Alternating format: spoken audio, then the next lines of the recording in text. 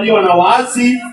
Komsa wale watu ambao wako na ile courage ya kutrair patrie plutôt ya kutrair inchi, wajue ya kwamba ile mambo sio mazuri, na ile wataijua wakati unaonesha mambo mabaya ambayo mmepitia na kuonesha ya kwamba hatutaki tena ile mambo.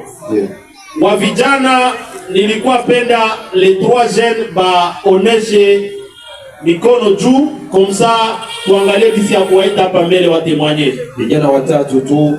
Kuna bwana journalist, kuna kijana Kivu Global Pressa.